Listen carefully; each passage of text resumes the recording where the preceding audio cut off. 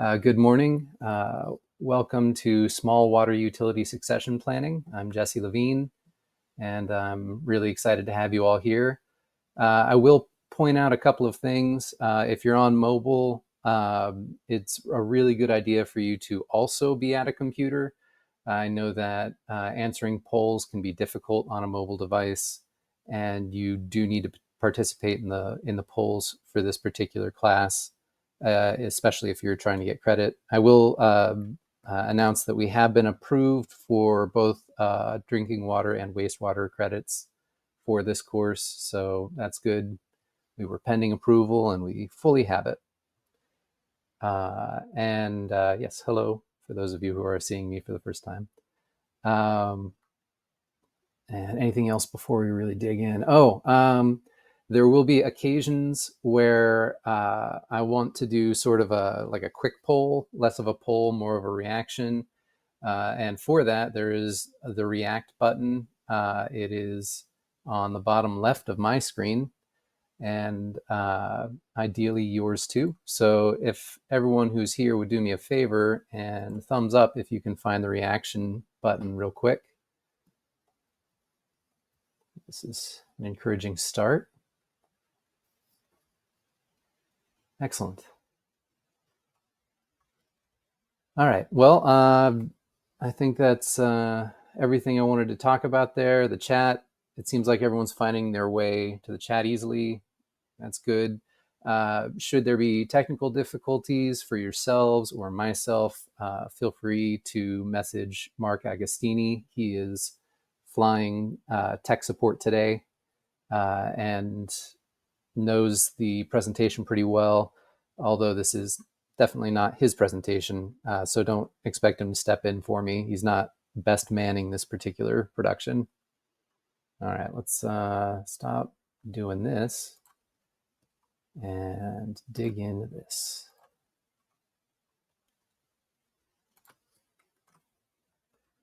All right, so as I say, welcome to Small Water Utility Succession Planning. I'm really excited to talk about this topic. It's been pressing on my mind for a long time, and in no small part because I used to be a water operator. I'll talk about that. But I should introduce myself. I'm Jesse Levine. Notably, I was born with the most complicated spelling of Levine, so don't worry if you mispronounce it. I am a community specialist at RCAP Solutions. I'll talk about RCAP a little more in a moment. As to my professional experience, I'm a licensed drinking water operator. I previously worked at a municipal water plant in Pennsylvania. It's one of the few plants in the region which sources both surface and groundwater, which made for some interesting experiences. Prior to my work there, I worked in video game development. I also worked as an adjunct instructor at a university for a few semesters. So I come from, well, a lot of different career paths. This is a photo of me minutes before climbing into the sludge pit at the water plant. Maybe some of you have seen this before, but I will ask the question again. What did I think that Tyvek suit was going to do for me? And I'm pretty sure they were hazing me because you can see I'm wearing sneakers. Those were not going to survive that. I think I'd been at the job for 2 weeks at that point. Anyway, suffice it to say that I've seen some things, often from much closer than I wanted to. Now about RCAP. RCAP Solutions, the company I work for, is part of the nationwide network called RCAP, which stands for Rural Community Assistance Partnership. RCAP has technical assistance providers like myself in every state and territory of the US. And RCAP Solutions portion of the network is represented by the purple states on the map there, these guys here. You'll note that this includes not just New England and its neighboring regions, but also Puerto Rico and the US Virgin Islands. We don't really get to travel there from New York, but I am hoping at some point to get to visit the Virgin Islands or Puerto Rico as part of my work for RCAP. I think it would just be really cool to see the kind of work we're doing there, and also just ideally avoid some of a New York winter. I'm new to the state, so I'm still getting adjusted to that. The RCAP network is a federally funded, not-for-profit community development organization. Since the early 1970s, we have provided no-cost technical assistance and training to help rural low-income communities address their water and wastewater issues. And, we provide a pretty wide variety of services. As I say, we're a nonprofit, and we provide training and technical assistance to rural communities, but also tribes, with drinking water and wastewater treatment. We specialize in small system management, general administration, and financials, including a variety of workshop topics. And RCAP can assist with determining eligibility for various funding programs to improve infrastructure. And we also conduct income surveys. We have many user-friendly publications on operation, management, and financing, templates and assistance for rate setting, emergency response planning, and more. And we do these things at no cost to the utility or the municipality. We're just here to help. And here are a couple of examples of resources that are a little more geared toward board members, but also useful to operators. I want to mention that this training is really designed for both, and ideally will speak to both effectively. We have bright, shiny manuals available that we'd be happy to send over or bring out in person. And they're written using simple, easy to understand language to help sort of ease the transition in for people who are new to a role, or to help people get oriented who feel like the job is, that there's more to the job than they are keeping up with necessarily, which is frankly how I feel about most jobs, but we'll keep moving. Our primary funders are the Rural Development Branch of the USDA, the Environmental Protection Agency, and Health and Human Services. We're offering today's training at no cost through a grant from the USDA. This training content does not necessarily reflect the views of the USDA. And any use of trade names or commercial products does not constitute their endorsement by the USDA. All right. For those of you attending for credits, there are 3 items to keep in mind. You must attend the training. This is probably obvious to you if you're already here, which most of you are. And welcome those of you who came in just a hair late. We're really glad to have you here too. If your connection drops and you have to re-enter the training, feel free to let us know by messaging myself or Mark Agostini directly through the chat, or just tell everyone that's fine too. You can also email me afterwards, but as a rule, you need to attend the training. Also, participate in all the activities. Here I'm talking about not just tests, but also the other activities, polls and such. We send out an evaluation form after the training too. Please fill it out and send it back. Once you do, we will send you your credit certificate, provided you qualify. All right, that's enough preamble. Let's get to know you. We'll start with our first poll of 2. We're going to do back to back. What is your current role at your utility, or whatever has caused you to come attend this webinar? You'll see a wide selection of choices. Mark, if you'd throw up the first poll if you haven't yet. I think you have. Yep, good work. And people are making themselves comfortable with it. Excellent. If number 4 applies to you, please do us a favor and just put in the chat what your role is, so that we can make sure, so that I can make sure that I'm addressing your needs as part of this presentation too. And I see a hand up. Go ahead and put what's on your mind in the chat there. For Dario. Dario, you can't see the poll. Mark may be able to help you with that further. I will say, if you're on mobile, I find that polls don't populate very well, and I would encourage you. It is possible to open on a desktop, even though you're already logged in on mobile. You may also want to look at your layout that you have selected if you're in the GoTo app. If you're in the GoTo website, I'm less certain why you would have difficulty with that. But for the moment, we'll keep going. Thanks for letting me know you're having trouble with that, Dario. That's helpful to keep in mind for us. Okay, we've got, I'm going to give it another 20 seconds because I know there are 26 of you, and just want to make sure there's room for everyone to participate.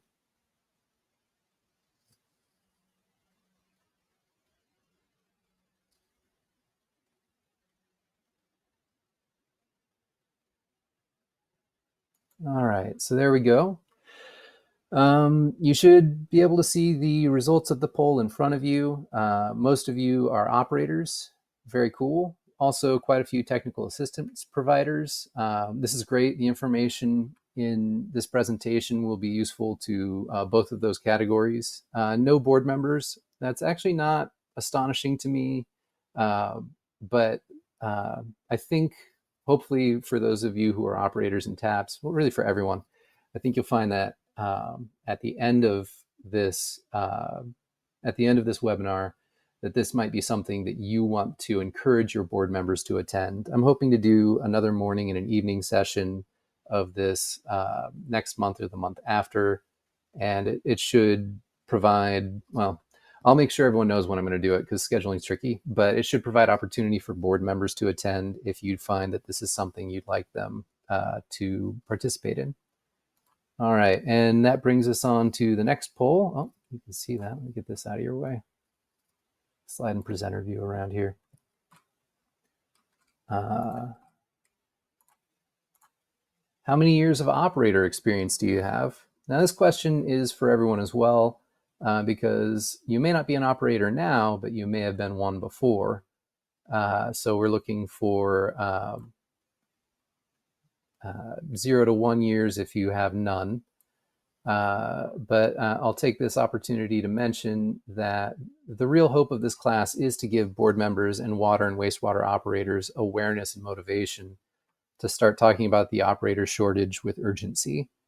Even if we don't have any operators and board members from the same utility here, this course should give you a useful jumping off point for the conversations that need to happen around staffing and training.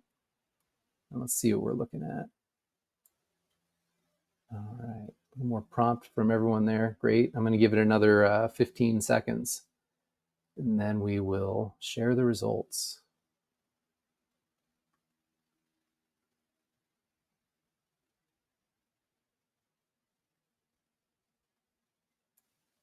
All right.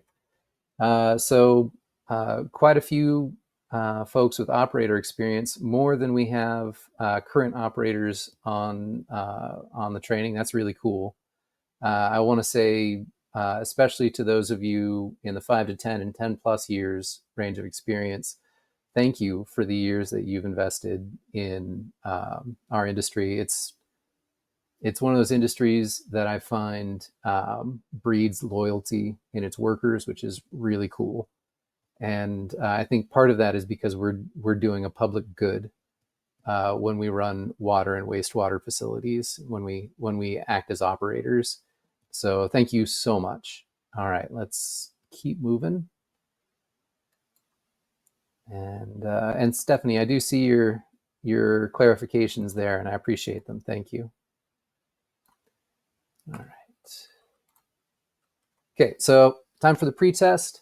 This is going to be short, 6 questions, should take just a couple minutes. Mark's got access to that. Go ahead and launch the pretest, Mark. And it's just to give us a sense of how familiar you are with the landscape of succession planning at the moment. Please take your time and fill out the questions to the best of your ability. And I'm going to set a timer to give everyone like a minute and a half here, and then we will move forward.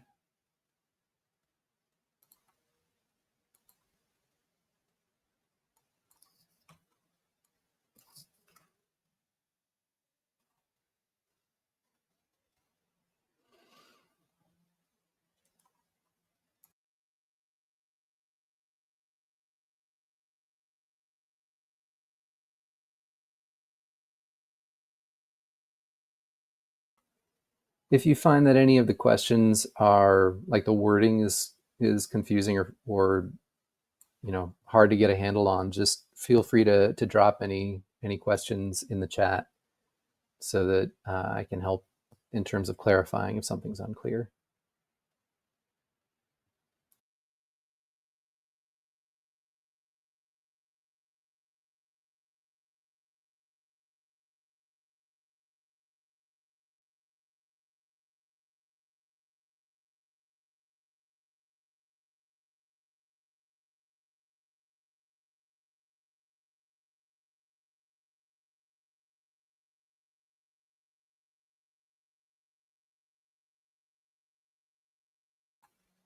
That's a good question, Catherine. I do mean in the entire industry nationwide.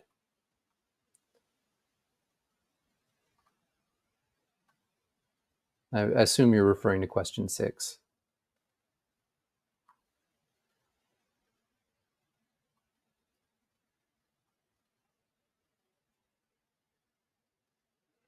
All right, we're at 80%. I'm going to give just a little longer for people.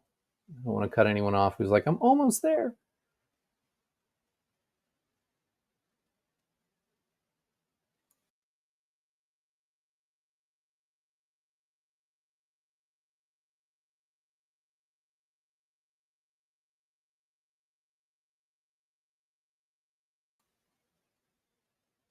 All right, back to the presentation.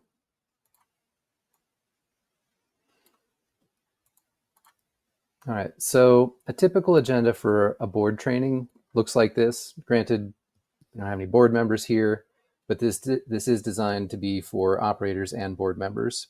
So these are all important topics of study when you're running a utility. You'll notice that operators would benefit from studying these areas as well. After a slide like that, we'd talk about each of those points with a subsequent series of slides, ideally building layers of knowledge across multiple hours.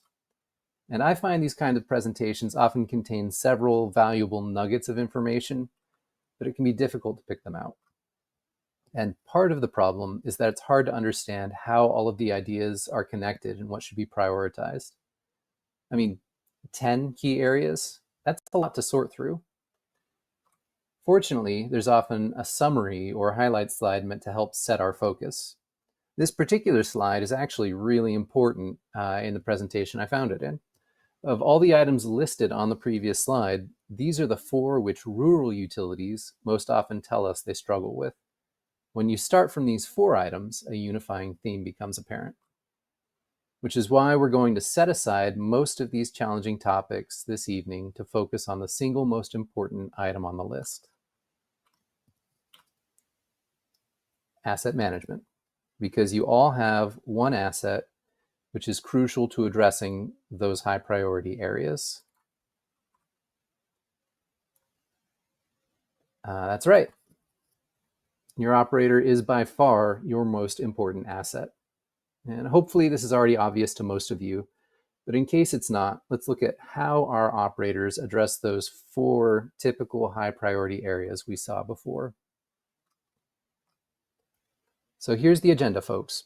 These 2 questions split this training roughly in half, but you already have the most important point. It's all about your operator. This is true for every system, but it is most true for systems who only have one operator, and we'll get to that a bit later.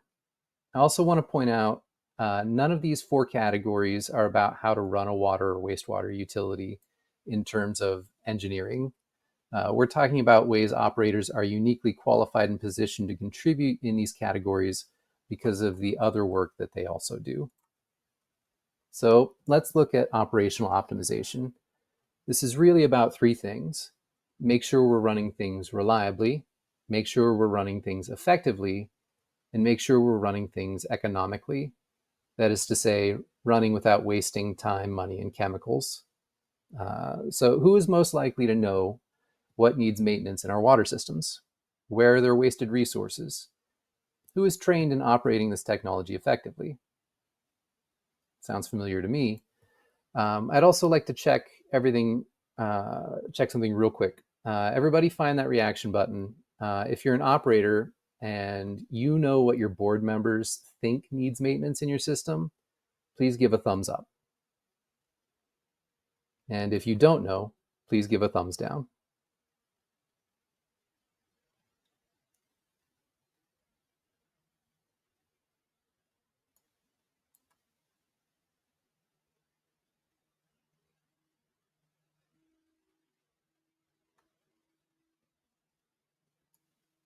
All right, it's an interesting mix. I will say some signs of better communication than I might have expected, but some of you a little more familiar situation for me.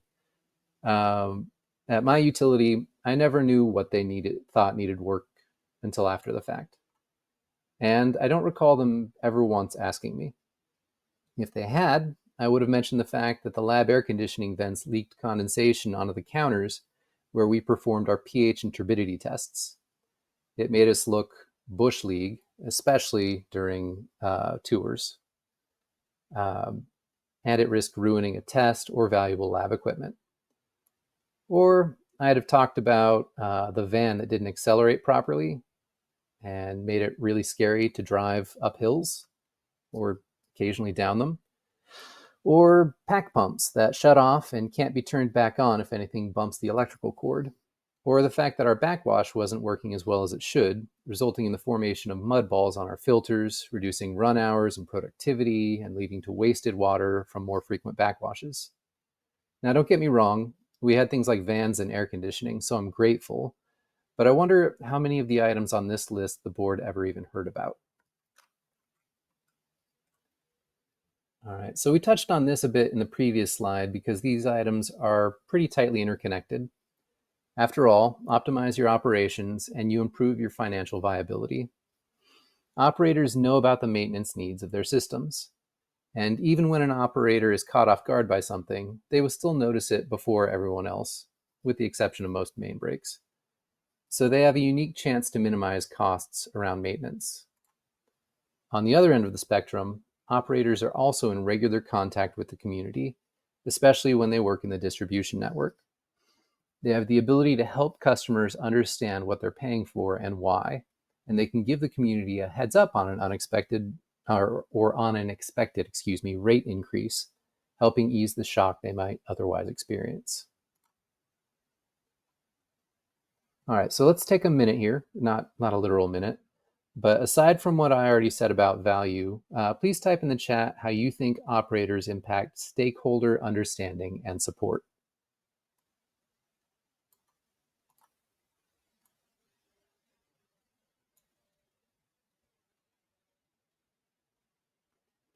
Adam, I feel what you said there, by the way. Yeah, that sticks right in the throat. Yes, Stephanie. So we're going to be talking about stakeholder understanding and support, and I'm just interested what role people see operators playing uh, with regard to stakeholder understanding and support. Like, what are operators bringing to the table that's useful? Okay, so education, uh, communication.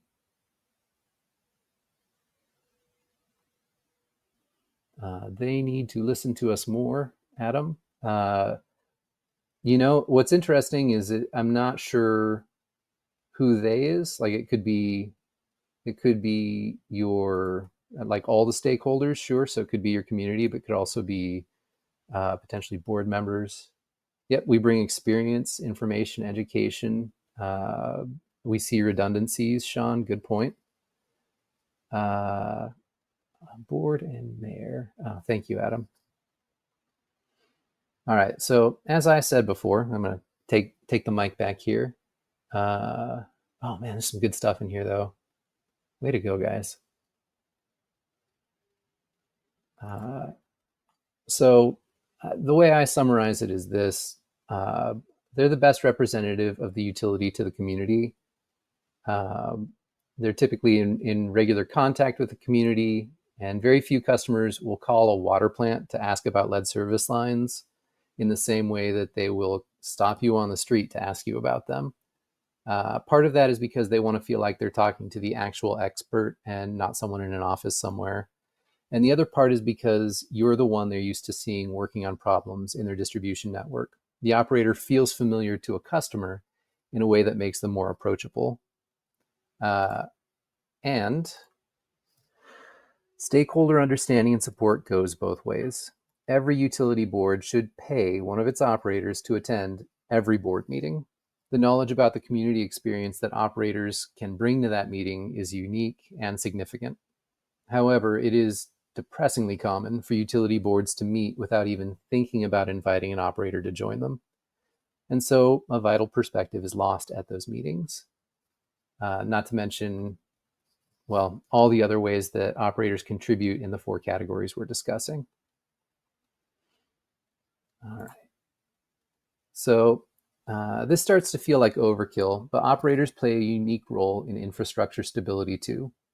Who knows what all the components in the system are? Who knows where all the components in the system are? How about how old they are?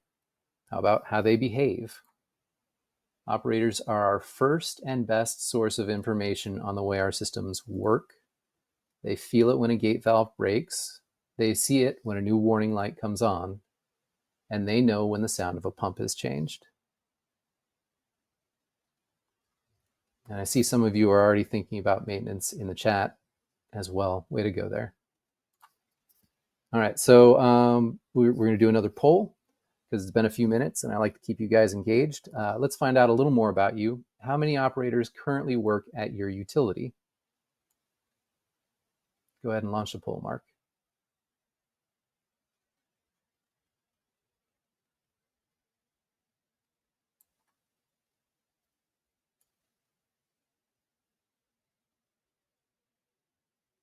Oh, and if you don't actually work at a utility, oh man, I meant to include an NA option for that. So sorry. If you don't work at a utility, let's go with the number no one's choosing, 9+.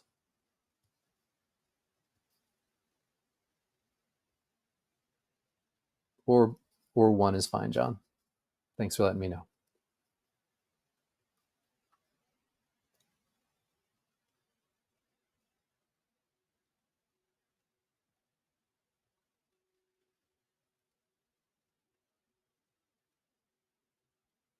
All right, I'm going to give about 5 more seconds and then close this poll up.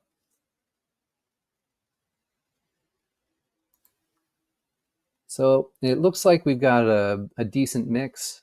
We've got a few with only 1 operator, 6, 5 with 2 operators, and 7 with 3 to 4 operators.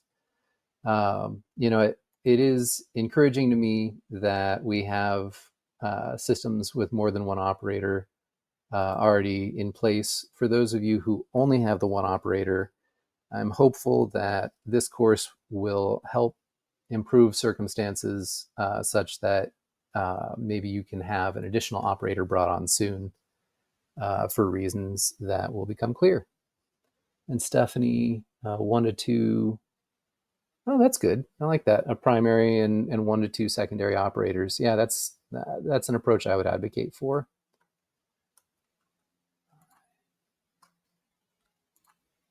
So some of you will be familiar with the idea of an elder operator, even if that's not what you call it. They're the operator who's been at the utility longer than all of the board members combined. They remember the era when lead pipes were being actively installed in the system. And if your utility has company shirts, they probably have enough to outfit a football team. I was fortunate at my previous job to work with far more experienced operators, ancient ones really. And eventually I came to a conclusion about them. These guys didn't always know why they were right, but they were right about a lot of things. For utilities, natural disasters are like car accidents. You know they can happen, but even when you know they're coming, you only find out how prepared you are as you survey the aftermath. This is a rendering of Hurricane Ida. I'm not sure how many of you dealt with its effects this far north. I can tell you that we were surprised at the continued intensity of the storm as it moved through Pennsylvania. And I worked at a water plant just below the middle of this map in a suburban town. As I say, I had the very good fortune to work under operators with significantly more experience. The flooding in the Philadelphia region was bad. Nothing compared to some of the harder hit states, but a challenge nonetheless. When I came to work the next day, the tables and benches from our park were trapped in the Subaru dealership. Trees and gazebos were completely missing, and people were trying to figure out where their cars had been moved to. I mentioned before, the water plant where I worked is one of the few in that region which runs a blend of well and surface water. You can imagine that pulling in water that looked like this from our creek was not an option. We were stuck at half production, limping along on well water until the creek cleared a week later. To make matters worse, we were certain we had a major leak to track down. To be fair, Al, our eldest operator, had been insisting that we had a significant leak in our system for months. Unfortunately for all of us, if you hear something enough times without anything to support it, it's easy to dismiss it. And if only we'd listened, we might have saved a lot of sweat and overtime, but we'll circle back to that. We searched for the leak incessantly. We expected that the leak would become super evident as everything dried out, but the few leaks we found were small, service lines.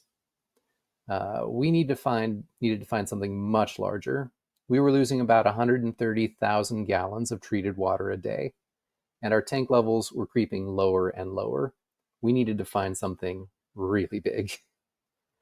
Finally, we borrowed a crew from another water utility and went valve to valve in an effort to cut off the bleeding. And it was about that time that the creek levels finally dropped. And there, surrounded by the deposited debris, was an 8-inch main. Decades before, the main had been run under the creek, but over time, the down-cutting force of the flowing water in that part of the creek had completely exposed the pipe. During the hurricane, something very large washed down the creek in the flooding and sheared the pipe off at both ends. We'd been spraying treated water back into our creek at one of the lowest points in our system.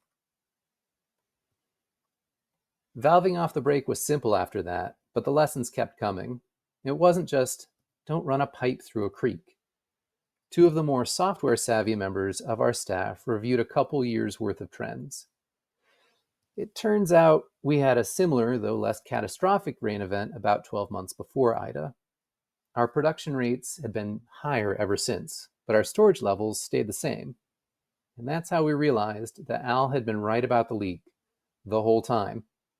Something had washed down the creek and damaged the pipe, creating a permanent, underwater, undetectable leak.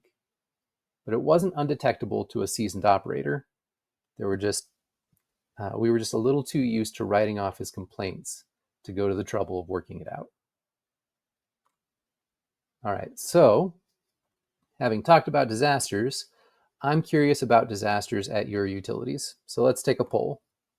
On average, how many service disrupting natural disasters do you experience a year? Go ahead, Mark. This could be flooding, an earthquake, a volcanic eruption, lightning, fire, or a global pandemic. Interestingly, we were considered essential workers in Pennsylvania and no doubt everywhere else. So there was no disruption there.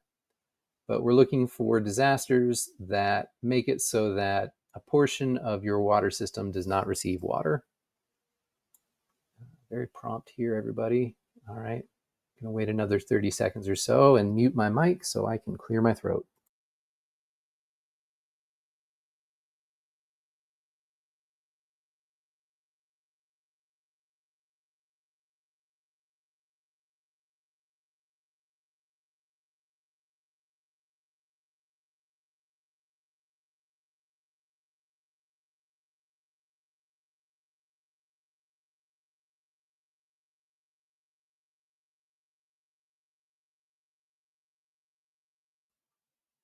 Okay, so it looks like most of you are not dealing with too regular of disasters in terms of service disruption, which is good to hear.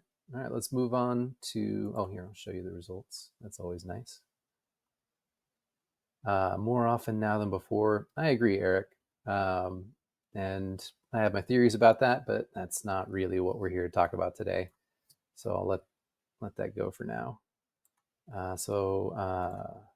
Then we have one more poll, which is, come on, PowerPoint, don't do this to me. It's okay, I got it. So this is the other half, which is if service disruptions are I can't make water for get to the customer, or I can't get wastewater away from the customer. This would be operations disrupting natural disasters. You can't do your work at a utility as a result of the natural disaster. Go ahead and throw the pull up, Mark. So this would include times you couldn't wash a filter because your sludge pit was filled to the brim with rainwater, or having to shut down because of lightning or similar situations.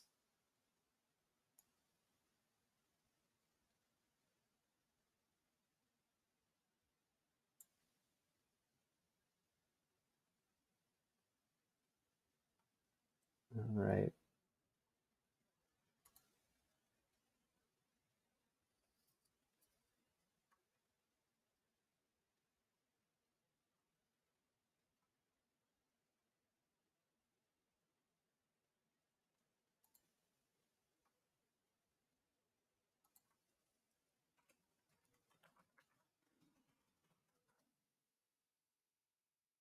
Give this just a few more seconds.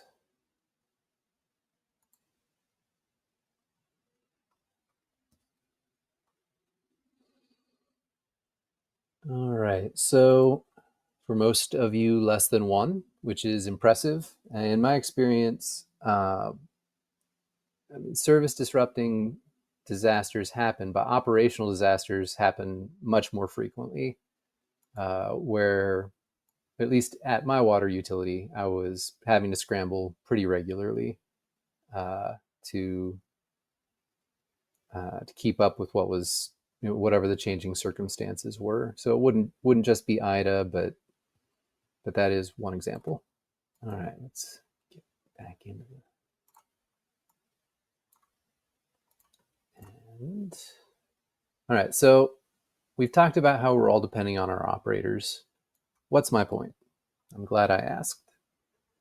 All right, so one more question, and this poll is just please put it in the chat instead of waiting for a poll to pop up. How old is your operator? It's a bit of a leading question, and if you have more than one operator, just put your most seasoned operator.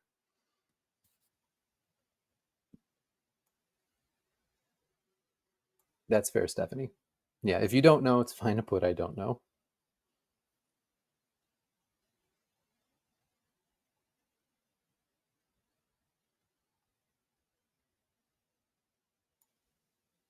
All right. Seeing a pretty wide mix here.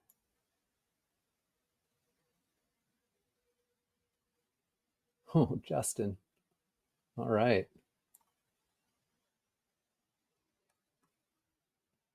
And yes, 26 is pretty young for an operator. It takes knowing what you want to do ahead of time in a way that a lot of us don't. Uh, that's really cool. All right. Well, so I am pleased to see a good mix here. And well, let's get into why by looking at next slide. Oh, PowerPoint. Way to go, Brian.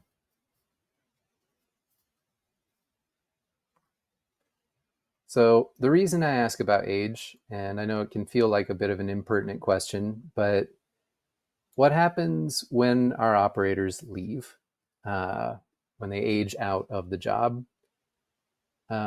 And this bar chart here, or bar graph, is sort of what I'm concerned about. It looks okay at first glance, but it's important to understand that no matter how loyal an operator is, other factors will still remove them. And that's a lot of operators in the 55 to 64 range. So what happens when they leave? Well, we hire, right?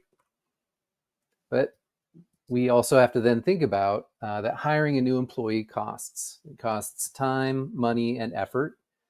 and other things that we don't necessarily consider. Human error, for example. New employees don't know why the chlorine is set to 24.2. They don't know that it isn't automatically scaled with flow. They may not even know why the raw flow is lower today than yesterday. In the water industry, mistakes aren't just wasteful, they're dangerous, and danger is expensive. So if we wait for our operator to leave to replace them with someone new, we're going to run a higher risk of those errors being an issue. There's also the cost of replacing an employee in the form of lower morale. This is part of the statistics, but it seems less complicated to me. Keeping your operators happy is a good idea when it's possible. You can't force it. It's just better when it works out that way. And we'll talk later about how to foster better morale at a utility. But yes, when people leave because they don't like working for you enough to stay, or, again, age is a factor and it makes working at a utility less attractive sometimes, that dip in morale hurts. And then, of course, there's lost knowledge. And I think with the older operators we were looking at in that chart previously, this is a bigger deal. It's really twofold. An experienced operator knows what to do and why. They will also recognize the mistake an operator in training has made and be able to explain it to them. We mentioned knowledge of the distribution network earlier. This is a really big one. Operators spend years building and rebuilding a map of their distribution network in their minds. Should it exist on paper? Yeah, and it probably does. But that operator is probably more up to date than any paper map anyone has, and probably knows much more about the repair history than any individual document you possess. It is very difficult to train a new hire with maps. They can study them all day, but it's often too much information to store and use without real-world application. The article that I've referenced for these last 3 slides indicates that employers estimate replacing an employee costs at least the equivalent of 9 months of that employee's pay. This rule, I don't think, applies to most rural water operators. When I worked in tech, there were some employees with very specific, critical knowledge, which is very hard to replace. The value of such employees is seen as crucial to the entire business. So ask an operator how long it would take them to train a green recruit to be as knowledgeable as they are, such that they could go home for the day without worrying about what that recruit would do. Now imagine how much longer it will take you to train that recruit if that elder operator isn't there to do the training. That number is your hit by bus factor, or just bus factor for short. That's what it's called in tech. Whole strategies are built around reducing the amount of time it will take to bounce back from the loss of such an employee. I would argue that the level of specialist knowledge in the heads of operators is often so arcane that even they don't know how to explain it in document form. Unlike other industries, therefore, there's no expert you can hire to replace all of that knowledge. You need to pass it on while you can. So back to dollars. Under these circumstances, an elder operator, particularly a solo operator, is worth more than 2 years of their annual pay. And a good elder operator, I would argue, someone who helps with those 4 categories we discussed earlier, more like 5 to 10 years of their annual pay. But there's a compounding problem. This graph is really hard to read. That's not the compounding problem, but it is my complaint about it. So we'll keep zooming in. It's essentially tracking the number of water and wastewater operator jobs in comparison to the number of jobs in comparably sized industries. If you look here, you can see, I hope you can see my cursor there. You can see where COVID, where the pandemic and related factors hurt other industries, but not the essential industries of water and wastewater. Having worked through it, I can say there was actually a decent time to be an operator. However, once we get to 2022, the number of operators starts to drop really fast. This is the effect of that age bubble from a few slides ago, as well as a result of companies starting to fight to hire new employees. When the job market is hot, it is much easier for an operator to be pulled away by a competitor or maybe even by another career altogether. You can see this previous graph is weighted heavily toward the over 45 categories. Notice how sharply it drops from over 55 to over 65. And it's a really dramatic fall there. Operators have been aging out of the industry faster than new ones have been hired for half a decade. And that trend is only getting more drastic. So what happens when they're gone? Well, there's the rest of that iceberg from earlier. It's a small percentage drop in workers over time, as measured by some, but it's projected to keep happening through 2026. Despite all the hiring that the industry is currently doing, we are actively hemorrhaging employees, and it's primarily going to be from two categories: the most experienced and those most desirable to other industries. I should mention that while this graph does a good job of showing the pace of the trend, the actual numbers are much worse than the ones the graph uses. The Bureau of Labor Statistics indicates we actually need to hire about 10,500 operators a year for the next 8 years. Each of those openings are going to come from someone else leaving. And the decline of operator availability isn't really news. It's a problem decades in the making. The EPA put out this call to action in 2020, but the workforce was already in decline at that point. Water and wastewater utilities are starting to feel the pinch everywhere. So again, it's all about our operators with this problem. Their knowledge can be irreplaceable, and finding new recruits is getting more difficult. So before we dive into what to do about this, I think it's important to hear from you. So please take a moment and write anything you want in the chat.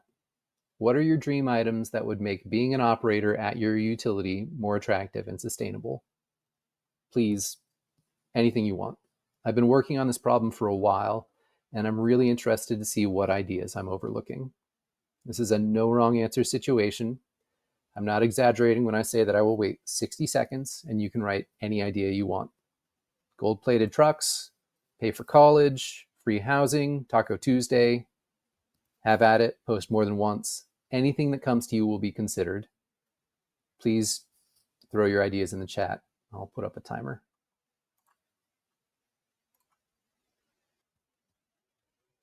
Well, it seems like you guys are thinking about pay. I got to tell you, I'm not really surprised by that. And we're going to talk about that a bit.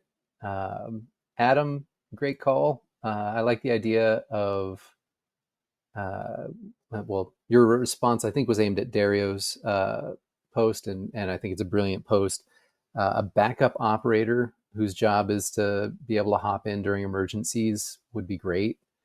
You know, something to sort of make the weekly cycle of being an operator a little more reliable during some of the tougher seasons. Well, Becky took all the ideas. Good job, Becky.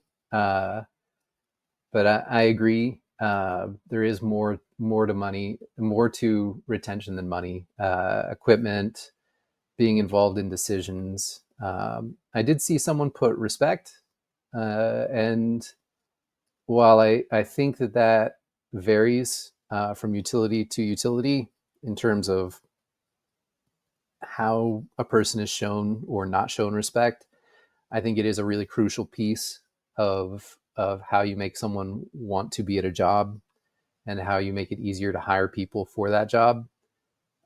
So that's really good too. Recognition, I'm seeing at the end here from Eric. Nice. Paying for training, Stephanie, good choice.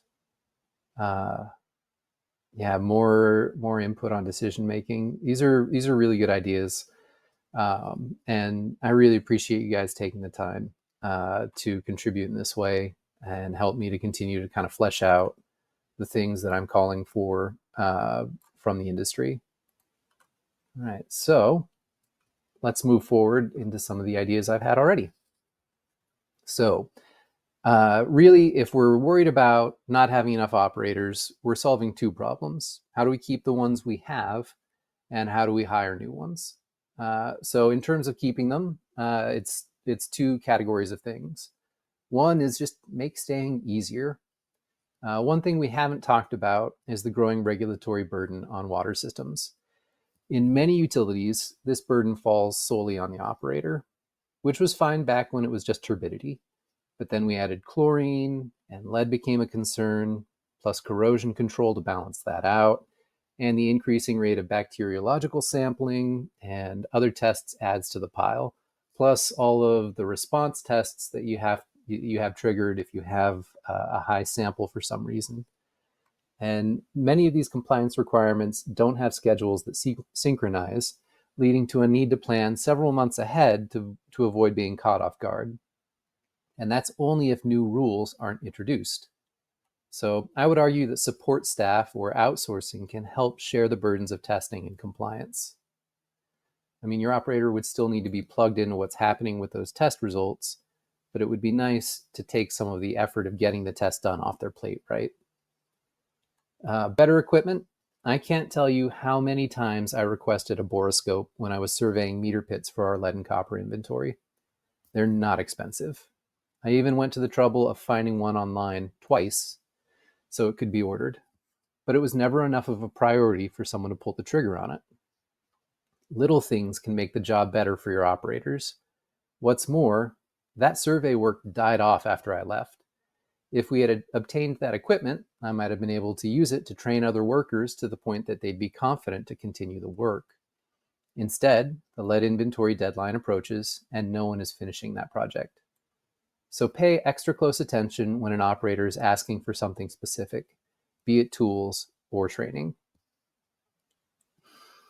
More flexibility around hours and time off can be tricky. When you only have one operator, there are usually set times when they need to be operating. But the more operators you have, the more capacity you have to accommodate requests. I would urge anyone managing operators or managing the schedule for operators to think about this carefully, though. Sometimes changing one person's hours changes the workload for another, but always be willing to at least consider it. Have that conversation with people when it's something that concerns them. Okay, you may not do everything your operator wants, but for management and board members, you'll increase the value of everything you do if you have a friendly relationship with your operator. This speaks to that respect piece a little bit. No one wants to be treated like a tool or a commodity. Even if you don't like them, treat them with respect and you will get a better result. And most of all, consider increasing pay. It makes staying that much more worthwhile, and it will help you acquire new recruits as well. But that's not enough. You also want to make staying at your utility interesting for your older operators. I firmly believe, and have mentioned a little bit earlier, that every board should be paying an operator to attend their meetings. Not only are their insights and perspective on operations invaluable, but having an operator in the meeting shows that you both trust and value them, which again will make them want to stay. Also, treat your operator like an asset in terms of community engagement. This isn't for every operator, but ideally your operator would be part of your recruiting booth at a local job fair or other public outreach activities. The more extroverted your operator is, the more likely they will appreciate those kinds of duties. But it shows also, back to the respect piece, asking an operator to do this can be a way of demonstrating that you respect them enough to let them represent the utility. All right, thanks for letting us know, Paul. And finally, board members should consider spending one-on-one time with their operators. Take them out to lunch and ask for their feedback frequently. Better still, shadow them for half a shift every other month. Learn how to do the job and make sure you experience a variety of circumstances that they work under. A quiet Thursday morning is unlikely to be the best time to learn about the unique challenges that come with being an operator. So ask your operator the best times to learn about daily operations and about special challenges like main breaks. Pick a week and be on call alongside your operator. All of these things will help you appreciate the wealth of knowledge your operator brings to the table, as well as prepare you to fill in if things ever get desperate. All right, so that's how we retain the operators we have. And hopefully, again, we'll find more ideas as we go. But how do we get new operators? This gets its own slide because it is one of the critical items to take away from this presentation. If you're a rural utility, be aggressive. Larger utilities will usually have larger support networks, more connections with local trade schools and community colleges, and larger budgets for advertising. They are often better positioned to draw new recruits, and you need pay to reflect the absolute necessity of the job an operator is going to do. At the same time, the pool of recruits you're competing for is not growing fast enough. As I mentioned earlier, according to the Bureau of Labor Statistics, we will need to add 10,500 water and wastewater operators per year for the next 8 years to replace the ones that are expected to retire. That's 84,000 new operators, a truly staggering amount of hiring for an industry that the Bureau of Labor Statistics estimates at a little over 120,000 operators. It's more than 2/3. So how do we do it? Well, let's talk about salary. In 2023, the median annual wage for a water system operator was just under $55,000. It was $54,890. And that's the rate at which we are losing operators faster than we gain them. What's worse, the demands on operators' technical skills are increasing. Yes, they still have to know how to use the basics like email and Microsoft, but now, Microsoft Office, excuse me. But now operators are also functioning as database admins and managing GIS systems, not to mention helping to maintain SCADA systems and protecting against cyber terrorism. So please be aggressive on pay for the sake of your municipality. You'll notice that the average or mean wage for an operator in New York is actually pretty good, over 66,000. I left a little white box in there with those wages. And the median is a little lower. It's about 62,000 a year. If you look at that mean wage number and feel comfortable with it, I'd actually encourage you to think again. That average includes every brand new operator. It can't be the target pay for someone who has years of experience running a water system. Your lead operator needs to be on the higher end of this spread if you want to keep them. There are good candidates out there as well, but if you want them, you're going to have to fight the big guys for them. Pay is your first and best opportunity to outcompete the rest of the industry. And as a side benefit, higher pay will often correlate to better retention for more skilled operators. This isn't just how you attract applicants, it's how you keep your best hires. All right, so then back to the question, how do we get new operators? Pay should reflect the absolute necessity of the job. But for many utilities, a pay increase may be impossible without a rate increase. I want to just pause here and encourage you that a rate increase can be acceptable to your customers. No one wants to pay more, but water is one of those crucial necessities where we're willing to pay for better quality and reliability. I would argue that if customers knew how desperate things can get, they would be in a hurry to pay more to get more reliability and quality. And if your customers are forewarned and understand why rates are increasing, they will adapt, and many of them will even appreciate what you're doing. RCAP Solutions teaches free courses on how to set rates in a way that is best for your population. We'd be glad to help. We'll even help perform a rate study for free. We don't want any of our rural towns and villages settling for unhealthy water, or worse, no water at all, or drowning in wastewater for that matter. But that's not all you'll need to consider. If you wait to hire, you risk wrecking on that iceberg of operators exiting the industry. You should reduce your hit by bus factor as much as possible now, which means one or more operators studying under your elder operator, and you have to advertise. More on that and hiring in a moment. I see your question, Catherine. We're going to address it toward the end. I do want to mention this is a good opportunity to think outside the box a bit. Smaller municipalities do have some advantages. For example, housing may be easier to arrange in your municipality than it is elsewhere. Whatever you can do to turn heads will increase your chances of finding the operator you're looking for. Okay, so some of you are actually in this awkward position. You have enough trouble dealing with the operator you currently have. And this isn't just for board members. Any place where more than one operator gathers, there can be a risk of one of them being less welcome. So normally this would be my opportunity to fill some time by telling a troubling or humorous story about a former coworker, like the guy who drew an inappropriate picture in the snow on top of our clear well using only his footprints, or the operator who drove the company vehicle through the security gate while it was closed.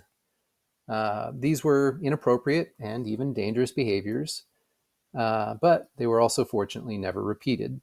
The bigger problems I won't talk about here. Suffice it to say that some people do not deal well with interpersonal friction. I understand that sometimes your operator can be a serious source of concern. So, what do you do when you have a more serious problem? Well, good news. While it's not always the case, these problems can be solved with work. The best way to learn why you're having the problems you are is by observing. And that's something you can do when you spend time with your operator on the job, as suggested earlier, and by asking, something you can do during your one-on-one time with them. In fact, asking about things is usually the best way to address them. Rather than starting from a stance of opposition, asking questions gives a worker or a manager a chance to work with you in figuring out the problem, which usually means they will help you solve it. Whether they cooperate or not, you always want to reinforce that your operator can come to you and that you want to talk with them. Maintaining open communication will keep you from missing out on critical information from your operator, and it will also help them to feel comfortable working with you to make the best of the job. Some of you will have noticed that this spells out an easy to remember acronym: evaluate, address, train.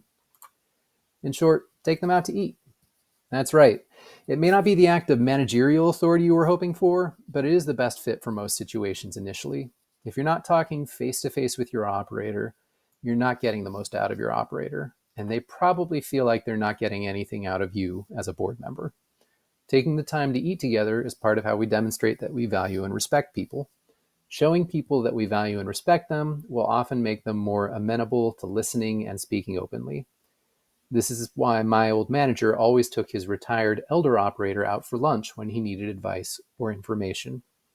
It was a habit that he'd established far before that still paid dividends. Right, Jesse, but what if it doesn't get better? Okay, if you've invested in an operator and things continue to deteriorate, then you're in a tight spot. You'll need to replace them, but you'll have to be careful that you don't make the same hiring mistakes again. We work in a pretty tight-knit industry, so I suspect that the hired my buddy thing is pretty prevalent. So everyone, please give me a thumbs up if you can think of at least one example of this you've encountered in your career.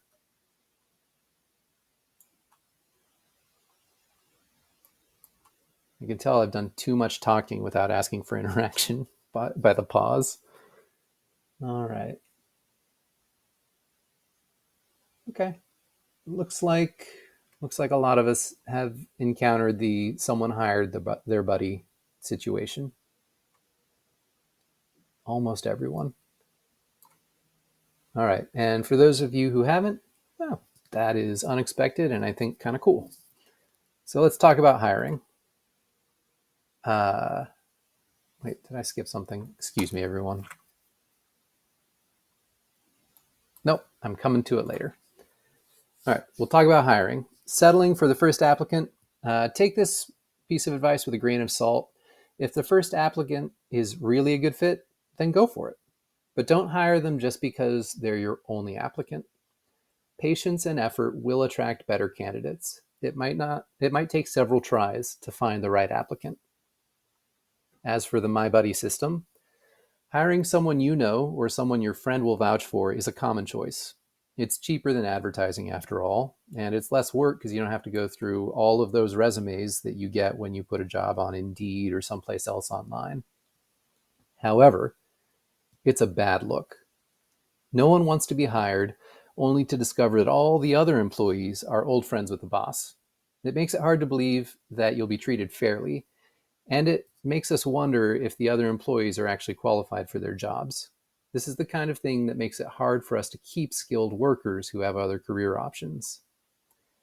And then, of course, for some reason, what's the least we can pay ends up being something that people ask. I call this the what's a little higher than McDonald's strategy. It really backfired on us as an industry as a whole at the end of the pandemic. It's very difficult to give newer operators a raise in order to retain them without giving the rest of the staff a raise too. So when the pay for other jobs rises, you're vulnerable to losing that new recruit you just worked so hard to bring in. Also, having seen this behavior in person, I really want to reiterate, do not treat your operator like they're just a line item in a budget to you. It will only end up costing you in money and headaches when they leave and your reputation gets around. This is less shooting yourself in the foot, more like flushing yourself down the toilet. So, how do we improve on these methods? Well, first, always advertise the position out of state, not just in town, on the internet. Consider an ad in the AWWA Career Center, treatment plant operator classifieds, New York rural water classifieds. I don't know if you'll have any luck at Water Online. They're more geared towards management and investment, but it couldn't hurt to check them out. These are all real publications where people post job openings, and you want to be among them. Also, advertise through your network of professional contacts. Show up at your local high schools, community colleges, and universities. Have a booth at their career fairs. You need to raise visibility early on with potential workers in order to get them thinking about you as a possibility. And go in person to recruiting activities, especially if you're a board member. Meeting a welcoming board member has the ability to make applying much less intimidating. Applying for jobs online can be a nightmare of being ignored and rejected, or worse, getting a call from someone who tries to hire you for something you're not interested in because they saw that you're trying to find a job. So applicants learn to apply to multiple employers. You're probably not the only utility they're looking at, but if you can make your utility a welcoming place for them, you will move toward the top of their pile. A reminder, in 2023, the median annual wage for a water system operator was $54,890 a year. And at that rate, we are losing operators faster than we can replace them. So when you include that expected pay range, be as competitive as you can be. It's your chance to turn heads in a way that other utilities may not be able to compete with, especially if you're a smaller utility. Where you're like, I only need one more operator, great. Then it's actually a single increase in cost versus someplace that has 10 operators, and that multiplies their cost by 10 when they increase pay. All right. Also, if you're going to try to do a better job hiring, you've got to conduct interviews. It shows you care about the person you're interviewing and about their work that they're going to be doing. It also establishes a pattern of communication between the operator and the board, which is crucial to getting the most out of both positions. I should add that in-person interviewing is usually your best opportunity to work out how comfortable a candidate will be with the social parts of the job. Don't get me wrong, not everyone interviews well. I can vouch for that personally. But that personal attention will help you get a sense of the person, which is harder to come by online. All right, so at this point, I have planned to take a few minutes for questions before wrapping up with some final thoughts. So please feel free to enter your questions in the chat. I'll be reviewing and answering them now.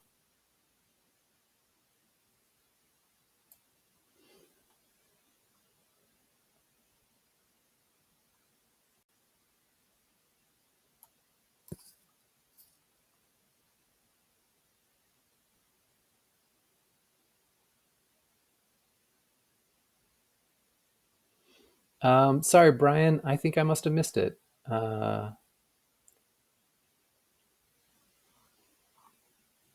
Feel free to elaborate a little bit while I Google BOSIS. Okay, it's a tech system, like a tech school system. Yeah, so I think that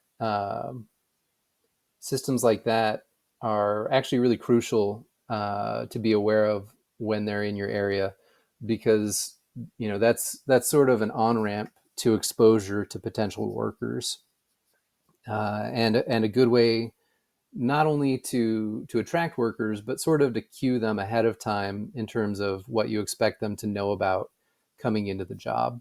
It's your chance to push not just the the technical skills in terms of water operations, and like the engineering side, but also the software side and the I guess they call them soft skills, right? The social side. Uh, if you can get in front of people in those situations. Cool. All right. I'm not really seeing any other questions. Sean's got some thoughts.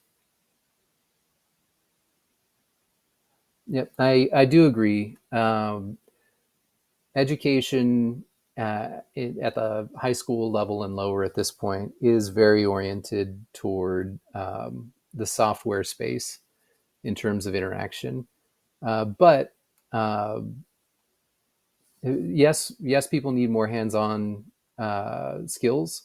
But I will say that I've also noticed that certain kinds of software are largely ignored. So an obvious example would be Excel or GIS, and we're going to talk a little bit about those too.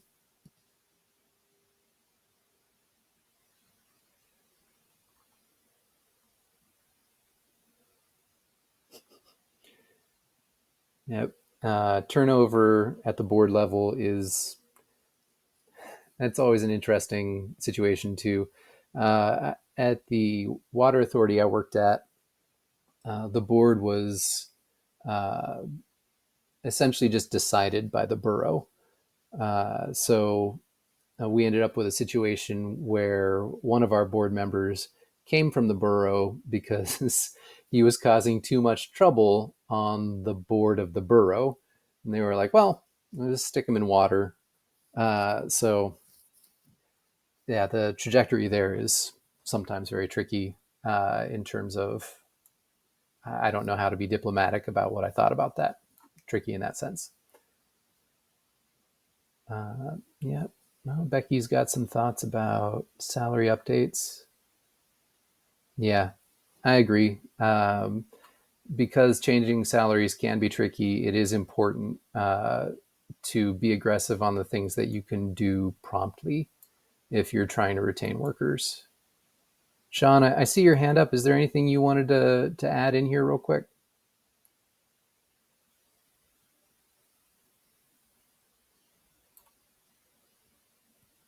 Okay. All right. Thank you for your time in terms of thinking about the questions you wanted to ask and being forthright about what you're experiencing and your concerns in the industry, everyone.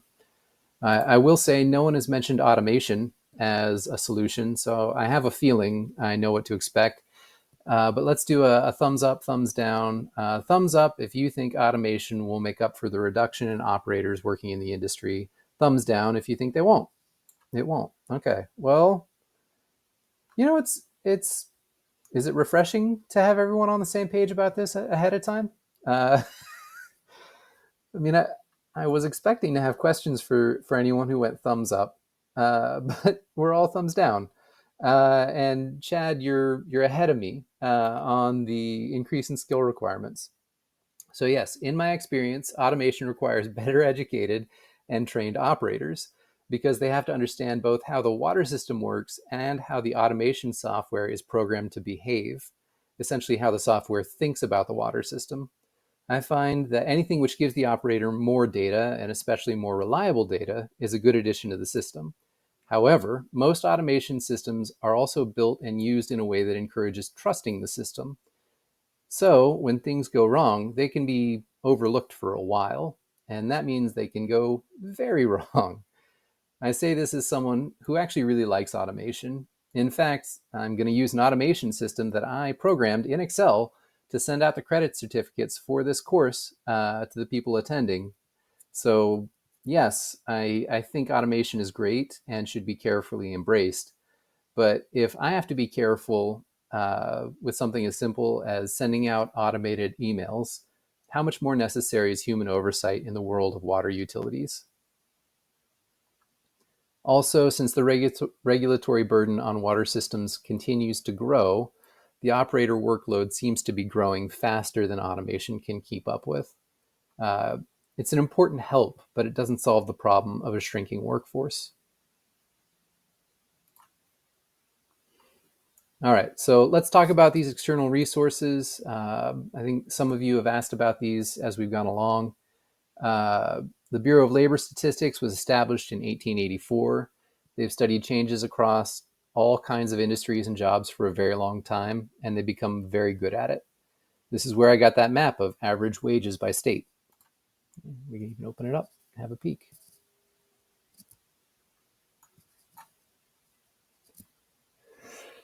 Incidentally, if you're an operator who is looking to move, the next few years may be the best opportunity you will ever have. And this webpage will show you where pay is the best and what where, where operators are the hardest to come by and what kind of operator positions are most common in each state. Additionally, these statistics work both. Come on now, hop back over. So if you're on a board which is trying to recruit operators, you know what states offer lower pay than you on average. You can advertise in those states. I don't personally like the idea of the industry cannibalizing itself that way, but I know when things get desperate, it's good to know that the data is out there. All right, and yes, I will put the link in the chat.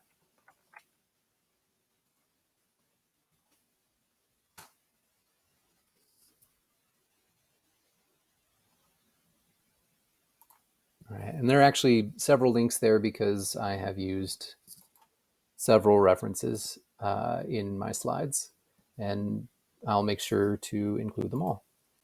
You gonna let me copy it? No, it's not. All right, I'll get them to you later in the follow-up email.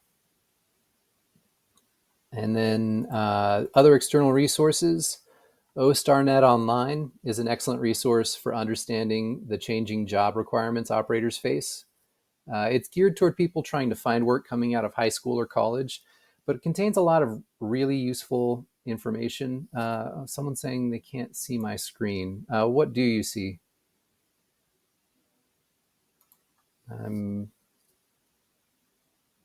Here, 1 second, everybody.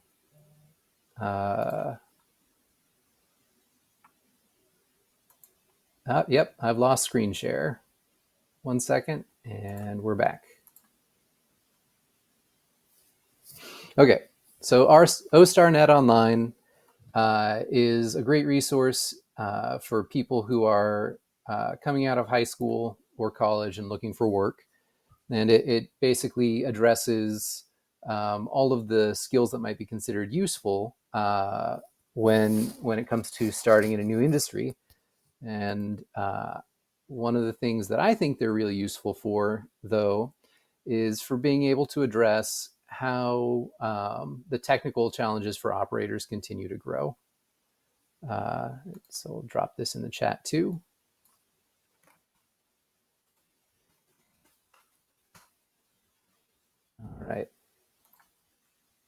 All right. Incidentally, Excel is one of the most sought after skills in when hiring new operators. And I happen to like that because I have a lot of mileage in Excel, and the skills I've developed using it continue to serve me really well, which is why I'm preparing to give a course in the spring called Excel for Operators. Should be in February, and it will be great for board members too. But don't wait for my course to start learning how to do interesting things in Excel. It's an incredibly powerful program. Just make sure you create a backup of your spreadsheets first. I should also mention NARWA, or the National Rural Water Association. because they have an apprenticeship program. And like us, they are a nonprofit that is dedicated to the drinking and wastewater industries. And they are working to help train up the next generation of operators and are particularly interested in hearing from those uh, interested in either being mentored or providing mentorship. For my money, a really smart utility will try to use a mentorship program like this as a means to acquire more qualified operators with less upfront cost. So I would encourage you, if you are looking for operators, to consider reaching out to NARWA and seeing what roles they have available for you. All right. Oh, you know what? You guys missed out on my posts because they went one person instead of everybody. Just a moment. I'll grab these links again real quick.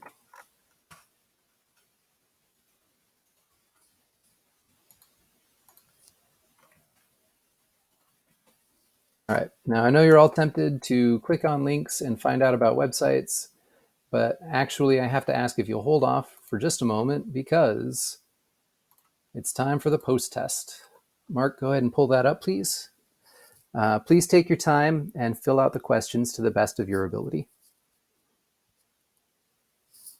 You're right, Stephanie, and that is certainly my intention. But I know for some people, it's sort of in the moment is the best time to get the content. So I like to try to do both. Again, if you have questions about the test, feel free to drop them in the messages here. This class has been really good about being interactive that way. Thank you again for that. Surprise, one more poll. And this one's pretty straightforward. Mark, go ahead and launch a poll, please. Would you recommend this training to your board? And we'll wait just, it's just a yes or no. We'll wait 30 seconds more for that one. I don't want to run over.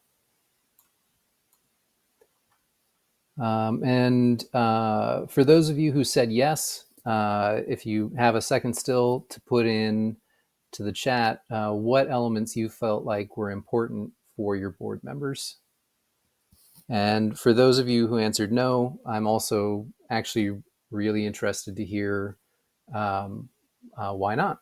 And you can be as frank with me as you want. You're not going to hurt my feelings or break my brain. But it would be good to know, what is the takeaway on this for people. Put that away. Looks like about 90% of you felt like this was worth sharing. That's good.